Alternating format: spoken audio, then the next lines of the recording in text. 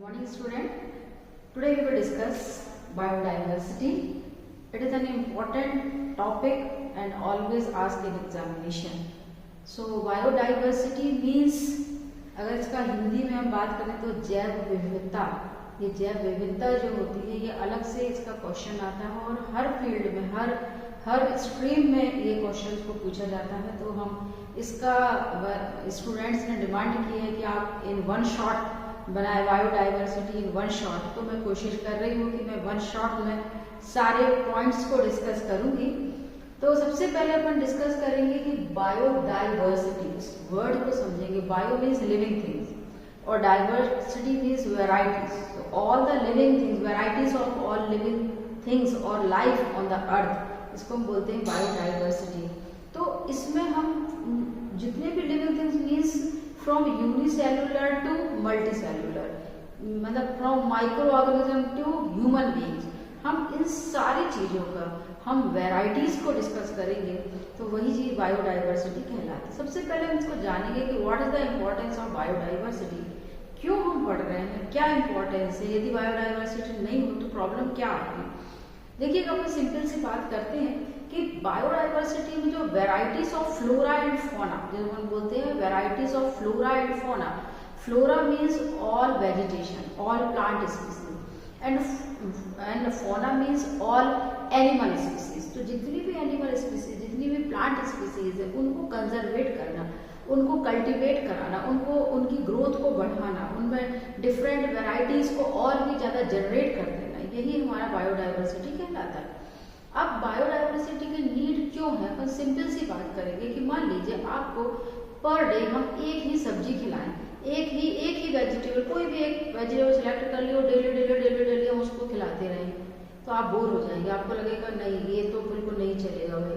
तो चाहे हम सब्जियों की बात करें, चाहे आप ग्रेन्स की बात करें, कोई भी एक अनाज आ जाए और एक अनाज डेली चावल खिलाया जाए या डेली गेहूं से बनी हुई सामान खिलाया जाए तो हम नहीं उसको रह सकते। तो ये तो बात खाने की होगी। इसके अलावा किसी भी फील्ड में चले जाए, अगर हम मेडिकल साइंस में चले जाते हैं तो जितना भी पूरा जो आयुर्वेदा है वो पूरा प्लांट स्पीसीज पर डिपेंड, वेराइटीज ऑफ प्लांट्स उसमें आते हैं। तो उसके कारण डिफरेंट जो डिसीजेस का पूरा ट्रीटमेंट जो है वो पूरा हम वेराइटीज ऑफ प्लांट स्पीसीज से करते हैं।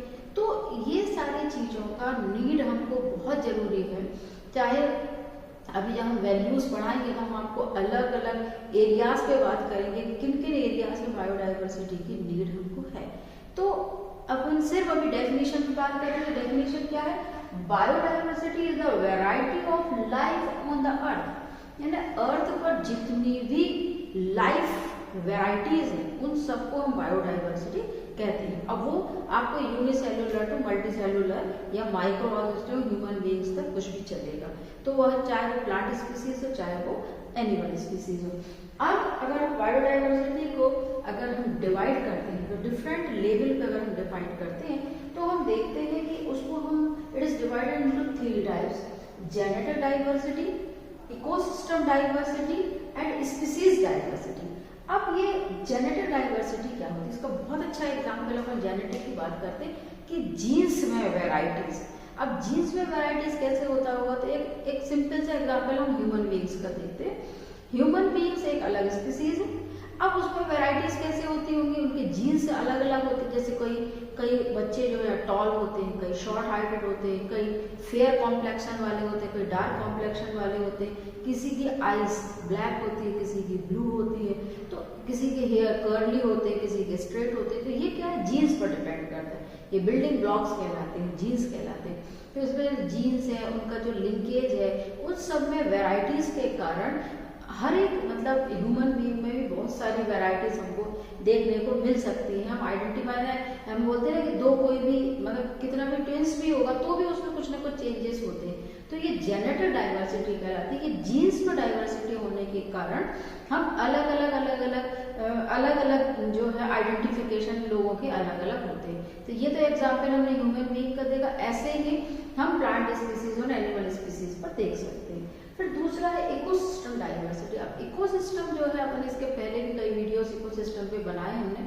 इकोसिस्टम पे अपन जब बात करते हैं तो अपन ये बोलते हैं कि जो अर्थ जो होती है it is a giant ecosystem, यानी इसमें बहुत सारे अलग अलग अलग इकोसिस्टम्स है, जैसे एक्वाटिक इकोसिस्टम है, फॉरेस्ट इकोसिस्टम है, ग्रासलैंड इकोसिस्टम है। तो ये जब सिस्टम्स की बात करते हैं अलग अलग, तो उनमें हम प्लांट स्पीसीज और एनिमल स्पीसीज डिफर करते हैं। यदि ग्रासलैंड की बात करें तो ग्रास उसमें प्रोड्यूसर होगा, है ना। यदि आपने प्रीवियस लेक्चर्स नहीं देखे तो प्लीज आप उसको देखिएगा, उसमें आपको और इकोसिस्टम के बारे में डिटेल में स्टडी मिल जाएगी।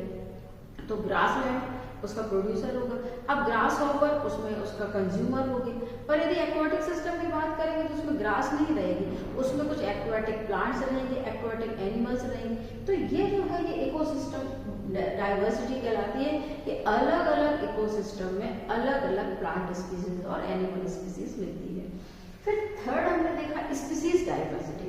अब स्पीसीज डाइवर्सिटी की बात करें तो हम देखते हैं बहुत अच्छे छोटे छोटे से एग्जाम्पल्स लेकर आपको समझा रहा ताकि आपको चीजें क्लिक होती रहें। जैसे आप गोभी देखते हैं तो गोभी है, फूल गोभी, पत्ता गोभी, ये अलग अलग तरीके की डिफरेंट वेराइटीज की गोभी आती है। तो ऐसे ही स्पीसीज सेम है, पर उसमें भी कई अलग अलग, मतलब स्पीसीज डाइवर्सिटी की बात करें यदि हम तो अलग अलग स्पीसीज, एक ही चीज की स्पीसीज अलग अलग है, तो वो स्पीसीज में जो डिफरेंस हमको दिखाई देता है वही हमारी स्पीसीज डाइवर्सिटी कहलाती है। तो ये जो डाइवर्सिटी के टाइप्स हैं, ये टाइप्स को भी अपन डिटेल में जो चीजें लिख सकते हैं, बता सकते हैं, एग्जाम्पल्स के साथ समझा सकते हैं। तो ऑब्जेक्टिव हमने समझा कि भाई हमको वेराइटीज की नीडेड है। यदि वैरायटी नहीं होगी तो हमारा लाइफ बिल्कुल, वैसे भी अगर फूड की बात करें तो भी बोरिंग है, मेडिकल साइंस की बात करें तो भी अगर हमको नहीं प्रॉपर तरीके से मेडिसिन वैराइटीज मिल पाएंगे तो हम लाइफ जी नहीं सकते। तो ये सब चीजें जो है उसको कंजर्वेट करना बहुत जरूरी है,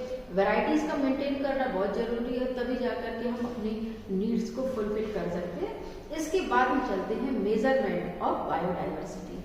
आप मेजरमेंट ऑफ बायोडाइवर्सिटी, इसमें फर्स्ट हम देख रहे हैं अल्फा बायोडाइवर्सिटी। अल्फा बायोडाइवर्सिटी में हम क्या करते हैं, देखिएगा कि मेजरमेंट हमको करना, कैसे हम मेजर करेंगे, कहाँ पे कौन सा एरिया ज्यादा बायोडाइवर्सिटी वाला है, कौन सा कम है।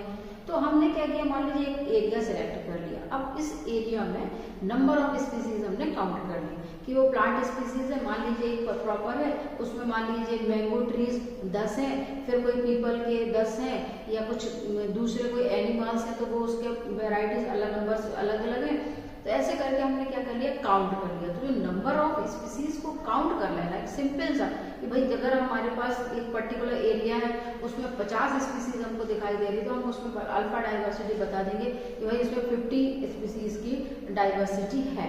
तो हम नंबर ऑफ स्पीसीज को जब काउंट करते हैं तो उसको हम बोलते हैं अल्फा डाइवर्सिटी, बायोडाइवर्सिटी। इसमें एकदम सिंपल तरीके से जस्ट काउंटिंग करना होती है।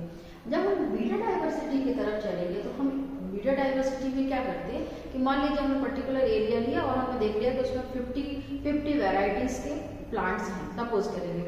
अब हमने क्या किया, जब इन्वायरमेंटल ग्रेडियंट चला, इन्वायरमेंटल ग्रेडियंट की बात होगी, मतलब ठंड आई, फिर गर्मी आई, फिर बारिश आई, फिर कुछ दूसरे प्रकार से टेम्परेचर डिफरेंसेस या कुछ भी अपना क्लाइमेटिक चेंज आया। अब उसके बाद उसमें कितने वेराइटीज रिमेन है, कितनी वेराइटीज बची हुई है। कई बार ऐसा होता है कि मान लो 50 टाइप की वैरायटी है, पर जरूरी नहीं है कि साल भर बाद भी वो पूरी 50 की 50 रहे।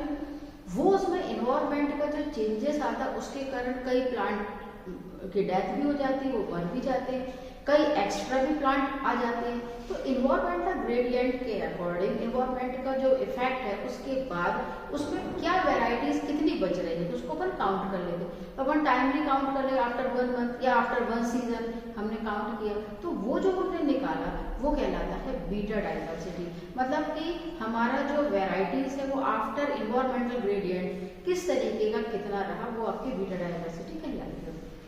और थर्ड है गैमा डाइवर्सिटी। गैमा डाइवर्सिटी क्या होती है, देखिए कि सिमिलर हैबिटेट्स का टर्नओवर विद डिस्टेंस। ये क्या है, ये गैमा डाइवर्सिटी ना बहुत लार्ज एरिया वाला कहलाता है, छोटे एरिया की बात नहीं करते, लार्ज एरिया में अपन बात करते हैं। तो उसमें अपन टर्नओवर रेट देखते हैं, एक डिस्टेंस हमारे सपोज करेंगे कि मध्य प्रदेश में सोयाबीन का बहुत ज्यादा, सबसे ज्यादा टॉप पे नंबर 1 पे चलते हैं, सोयाबीन का कल्टीवेशन सबसे ज्यादा होता है। पर जरूरी नहीं है कि सिर्फ मध्य प्रदेश में होता हो, ये अदर स्टेट में भी होता होगा। तो अदर स्टेट में थोड़ा मतलब कल्टीवेशन तो होता है, पर हो सकता है कि उसकी थोड़ा सा नंबर ऑफ ईल्ड जो है वो कम होता होगा, टर्नओवर रेट उसमें कम होता होगा। तो इस तरीके से हम अलग अलग एरिया वाइज बहुत ब्रॉड एरिया की बात करेंगे, उसमें टर्नओवर रेट देखते हैं हम कि कितना टर्नओवर रेट है, कितना हमको उत्पादन हो रहा है, कितना उसका फायदा हो रहा है पर्टिकुलर एरिया में। जैसे अपन किसी कश्मीर के सेब बहुत फेमस है, पर जरूरी नहीं सिर्फ कश्मीर बस उसका कल्टीवेशन होता है, वो अदर स्टेट में भी होता है, मगर वहाँ का जो कल्टीवेशन है वो ज़्यादा है। तो इस तरीके का टर्नओवर रेट विद डिस्टेंस जो हम बोलते हैं वो गामा डाइवर्सिटी कहलाती है। और इसमें एक चीज़ और देखते हैं कि encounter of other additional species, कुछ पर्टिकुलर एरिया में अलग अलग स्पीसीज का एनकाउंटर भी होता है, वो एडिशनल भी होता है, सब कुछ होता है। तो वो भी चीज़ों को हम ऐड करते चले जाते हैं, उनको भी हम काउंट करते हैं, उसको हम बोलते हैं गैमा डाइवर्सिटी। अब हम चलते हैं वैल्यूज ऑफ बायोडाइवर्सिटी, कहाँ कहाँ पर किन किन चीज़ों पर वैल्यूज बायोडाइवर्सिटी की है और किन किन एरिया में उसके एडवांटेजेस हमको मिलते हैं। And now uses and values of biodiversity, मतलब कहाँ कहाँ पर यूज हो रहा है, क्या क्या वैल्यू है बायोडाइवर्सिटी की, उसको हम वन बाय वन डिस्कस करेंगे। आप एग्जाम में एटलीस्ट ये जैसे 12 पॉइंट्स हैं, तो ये 12 पॉइंट्स के हेडिंग्स बहुत अच्छे से याद करिएगा, फिर उसके अंदर भी डिटेल्स हम लिख सकते हैं, पर हेडिंग्स रहेंगी तो मार्क्स बहुत अच्छे मिलते हैं। तो हेडिंग्स कभी कम नहीं करना चाहिए, आप भले उनका डिटेलिंग थोड़ा सा कम कर सकते हो, पर 12 पॉइंट्स आपको दिखना ही चाहिए, तो उससे मार्क्स अच्छे मिलते हैं और डेफिनेटली आप बहुत अच्छे मार्क्स गेन कर सकते हैं। अब सबसे पहले स्टार्ट करते हैं टिम्बर। अब टिम्बर की अपन बात करते हैं तो आपने देखा है कि टिम्बर में कितनी वैरायटी आती है। आप सागौन के वृक्ष देखे हैं, शीशम के और भी दूसरे जो और भी डिफरेंट वैरायटीज़ के हमने लकड़ियों के हमने बहुत सारी मतलब कल्टीवेशन देखी, बहुत सारे प्लांट्स बहुत ट्रीज हमने देखे हुए हैं। अब ये ट्रीज जो है इनका बहुत वैल्यूएबल होते हैं ये, और अलग अलग वैरायटी के जो वुड होते हैं उनका अलग अलग यूज़ होता है। कई जगहों पर हम डोर वगैरह विंडो वगैरह जो है वो बनाने के लिए करते हैं, कई जगह पे बहुत ही एस्थेटिक वैल्यू भी होती है, तो बहुत अच्छे अच्छे सुंदर सुंदर शो पीस भी बनते हैं। कुछ जलाऊ लकड़ी होती है जिसके कारण हम उसको एज ए फ्यूल भी यूज़ करते हैं। तो ये जो है ये आपका टिम्बर जो है ये बहुत ज़्यादा एक्सपोर्ट भी किया जाता है, कई जगहों पर कई कंट्रियों में इम्पोर्ट किया जाता है। तो एक्सपोर्ट इम्पोर्ट जो होता है उसमें जो है यहाँ पर डिफरेंट वैरायटीज के टिम्बर का कल्टीवेशन जरूरी होता है, उससे हम बायोडाइवर्सिटी को मेंटेन करते हैं। The second is fisheries. अब फिशरीज की बात करें तो फिशरीज में जो है फिश जो होता है एक बहुत ही मतलब बहुत ही एक इम्पॉर्टेंट फूड होता है, खासतौर पर नॉन वेजिटेरियंस के लिए। और जनरली बोलते हैं कि ये कहीं से मतलब हेल्थ के लिए भी कहीं कोई हार्मफुल नहीं होता है, तो बहुत लोग खाते हैं। और खासतौर पे जहाँ पर जो भी जितने भी आपके कोस्टल एरियाज होते हैं, बहुत सारी अदर कंट्रीज होती हैं जहाँ पर वो नॉन वेजिटेरियन ही मैक्सिमम होते हैं, जहाँ पर जो सी फूड वगैरह जो होता है उसमें प्रायोरिटी पे फिशरीज का यूज़ किया जाता है। तो इसमें भी डिफरेंट वैरायटीज़ की फिशेस होती हैं और उनका भी जो कि बहुत बड़े बड़े मतलब जो आपके मतलब डिपार्टमेंट चल रहे होते हैं इनको पूरा तरीके से ग्रो कराते हैं, यील्ड वगैरह इनके ग्रो कराते हैं और उसके बाद इनका इंपोर्ट एक्सपोर्ट होता है। तो एक बहुत बड़ा बिजनेस जो है वो फिशरीज में होता है। थर्ड है फूड। अब फूड की अगर बात करें तो पहले भी डिस्कस किया कि वैरायटीज ऑफ फूड होते हैं, कितने सारे वेजिटेबल्स हैं, कितने सारे फ्रूट्स हैं, कितने सारे ग्रेन्स हैं। ये सारी चीज़ें कहाँ से होंगी जब तक बायोडाइवर्सिटी नहीं हम मेंटेन करेंगे, नहीं उसका कंजर्वेशन करेंगे, हमको फूड में वैरायटीज नहीं मिल सकते। तो फूड में भी हम डिफरेंट प्रकार के ग्रेन्स, वेजिटेबल, फ्रूट्स सारा कुछ उसमें मेंशन कर सकते हैं, वो आपको बायोडाइवर्सिटी से ही पॉसिबल है। फिर मेडिसिनल वैल्यू की बात करें तो इसके पहले भी हमने बात की थी कि पूरा आयुर्वेदा पूरा जो है वो मेडिसिनल जो वैल्यूज़ हैं सारे प्लांट्स के, चाहे वो आप नीम ले लें, टर्मरिक ले लें या आप इसमें अर्जुना बार्क ले लें, बहुत बड़े बड़े हार्ट डिसीजेस की भी मेडिसिन हैं।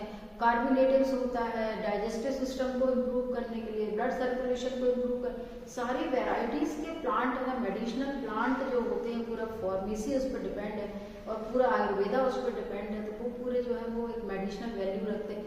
यदि हम उनका कल्टीवेशन नहीं करेंगे, उनको कंजर्वेट नहीं करेंगे तो हम धीरे धीरे उन चीज़ों से हमको फिर उनकी जो उनसे जो अपने को एडवांटेजेस मिल रहे थे वो नहीं मिलेंगे।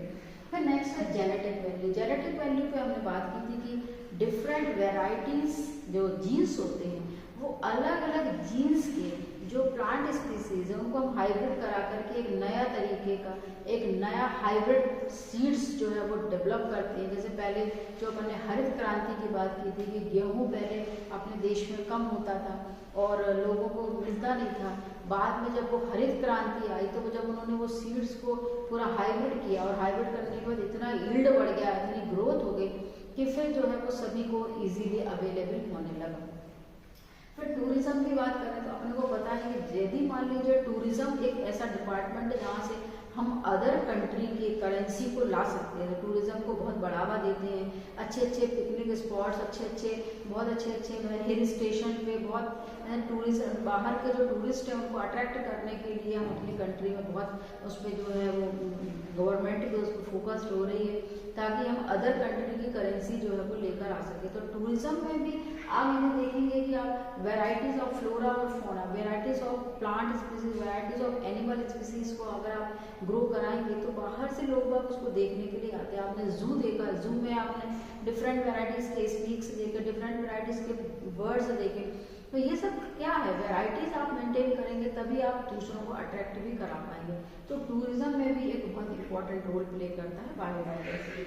उसके बाद poor and indigenous people. Poor and indigenous people का मतलब होता है कि जितने भी जो थोड़े से गरीब लोग होते हैं, थोड़े से हमारे मतलब अब हम खुद के सेल्फ अगर हमको अपने लिए ही कुछ, अपने आय के लिए, अपने इनकम के लिए कुछ करना है तो हम क्या करते हैं कि छोटे छोटे से खेत होते हैं उनके, उसमें वो सब्जियां वगैरह उगाते हैं, फिर जाकर के शहरों में जाकर के बेच रहे हैं तो उससे उनकी आय हो रही।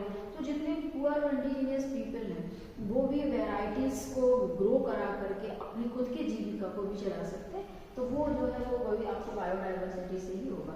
फिर पॉल्यूशन कंट्रोल का तो बहुत इंपॉर्टेंट रोल है भाई, प्लांट जहाँ लगते हैं वहाँ पॉल्यूशन कंट्रोल ही होता है, वहाँ air pollution, carbon dioxide gas inhale कर ली जाती है, फोटोसिंथेसिस की प्रोसेस के लिए यूज कर ली जाती है। तो जहाँ आपको पता है कि भाई अभी कितना ज़्यादा चल रहा है कि भाई प्लांट लगाओ, हर जन्मदिन में पौधा लगाना चाहिए, क्यों? क्योंकि उससे आप इन्वायरमेंट को जो है पॉल्यूशन से बचा सकते हैं, इसको प्रोटेक्ट कर सकते हैं। तो चाहे वो एयर पोल्यूशन हो, चाहे वो वाटर पोल्यूशन हो, चाहे वो सॉइल पोल्यूशन हो, ये सारे पोल्यूशन कंट्रोल जो है वो हम किसके थ्रू कर सकते हैं? बायोडाइवर्सिटी, डिफरेंट वेराइटीज के प्लांट, जैसे नीम का कितना ज़्यादा, तुलसी का बताइए ऑक्सीजन लेवल उसका बहुत ज़्यादा होता है।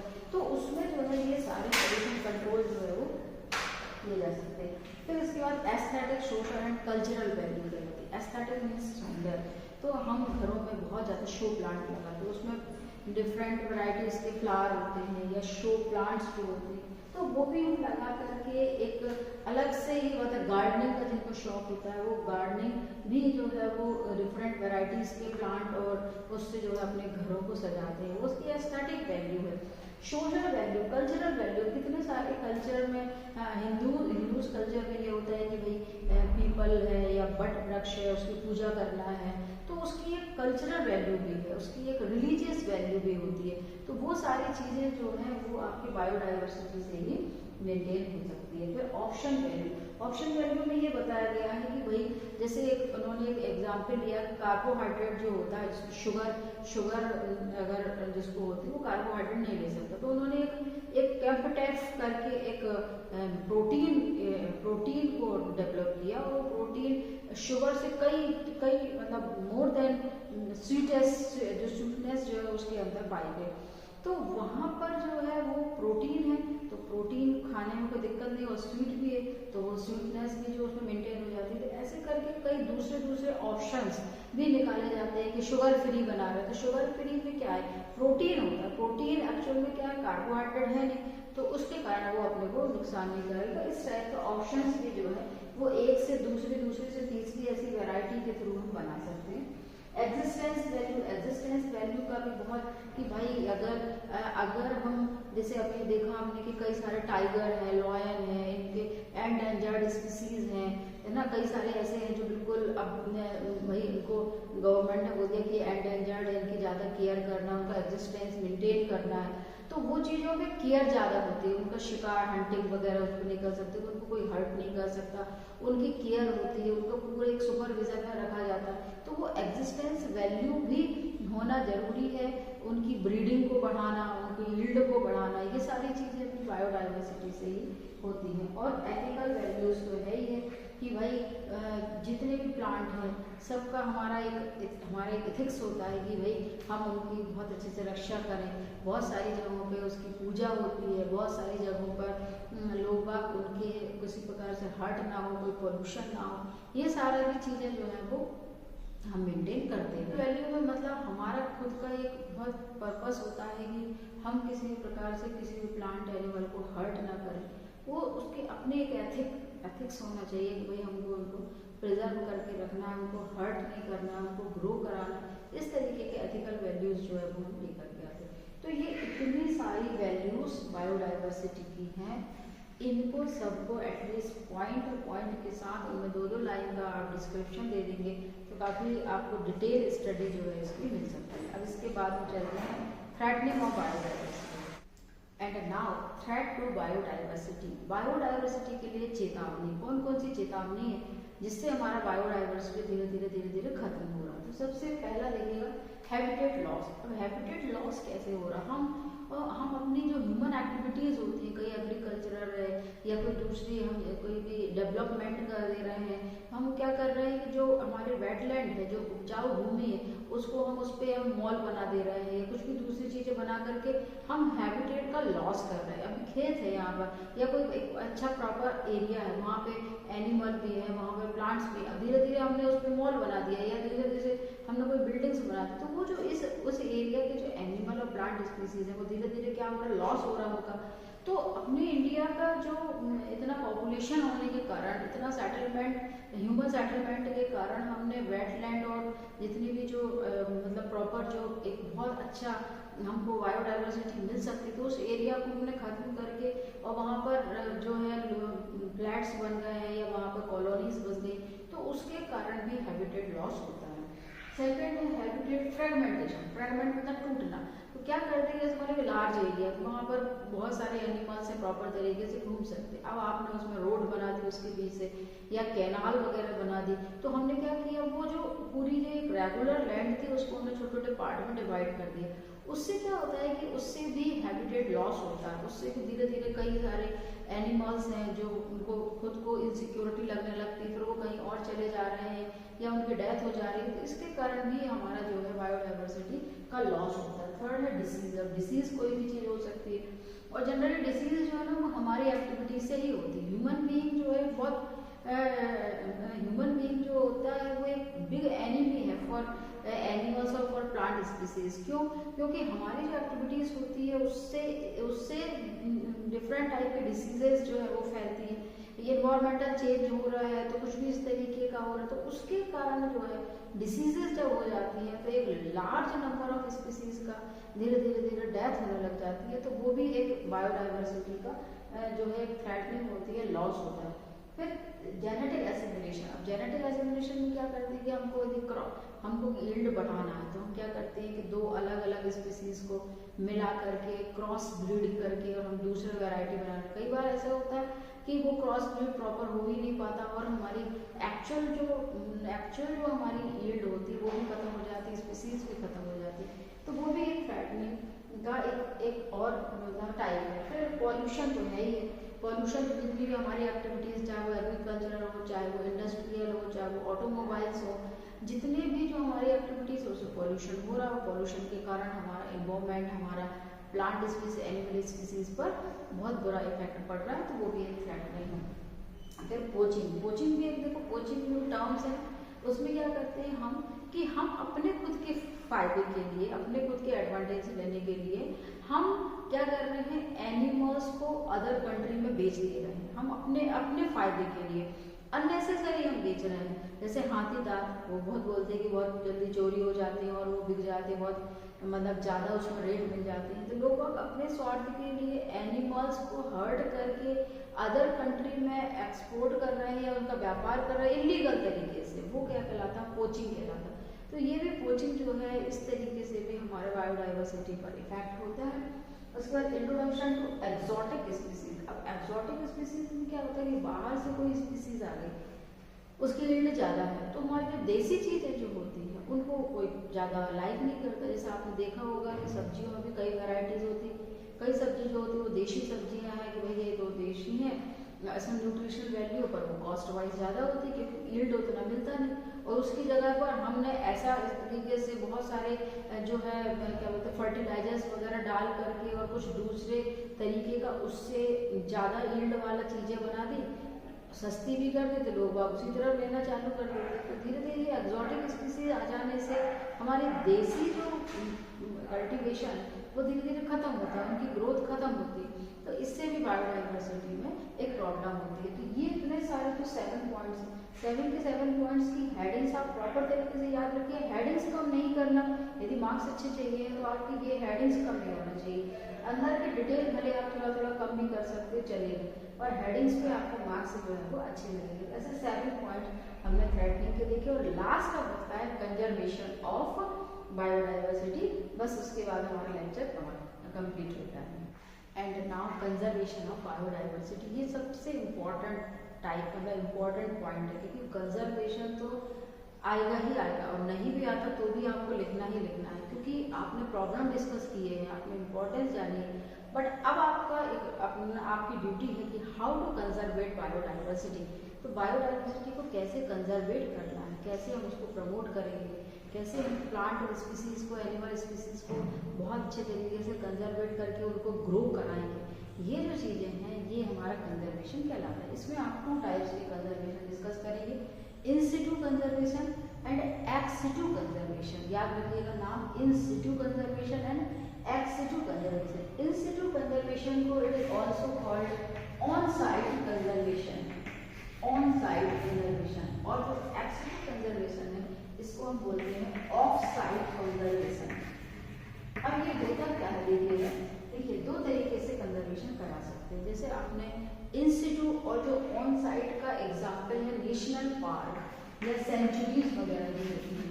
आपने नेशनल पार्क देखे होंगे, सेंचुरीज वगैरह देखी होंगी आप लोगों ने।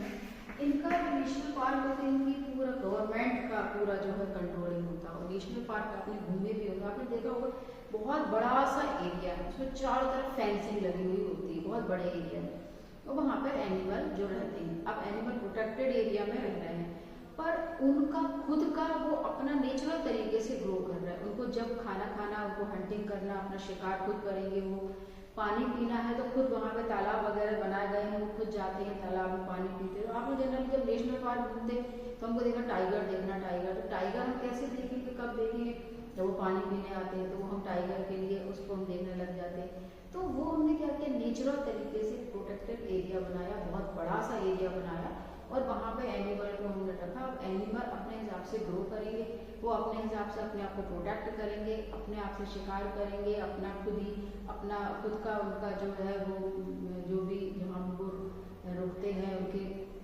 वहाँ पे अपने हिसाब से रुक जाएंगे, अपने मतलब सारा कुछ खुद ही करना है उनको। तो वो सब चीज़ें जो नेचुरल तरीके से जब हम प्रोटेक्ट करते हैं उसको हम बोलते हैं इन सिटू या ऑन साइट कंजर्वेशन। उसमें आपका नेशनल पार्क, सेंचुरीज वगैरह होते हैं, बायोस्फीयर्स प्रोटेक्टेड एरियाज कहलाते हैं, तो वो वहाँ पर उनके अंतर्गत वो आते हैं। और दूसरे हम एक्स में बात करेंगे तो उसमें हम जू वगैरह को डिस्कस करेंगे।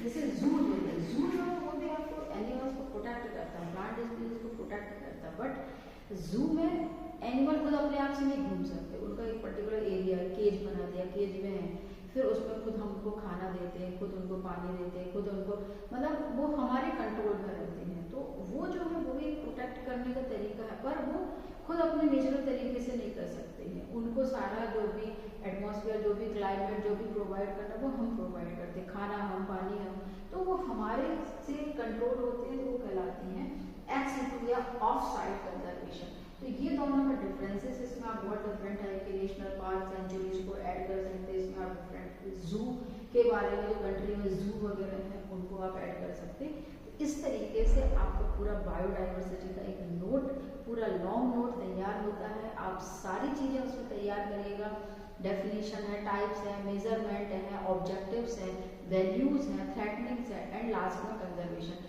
इसमें से डेफिनेटली 101% क्वेश्चन आने वाला है।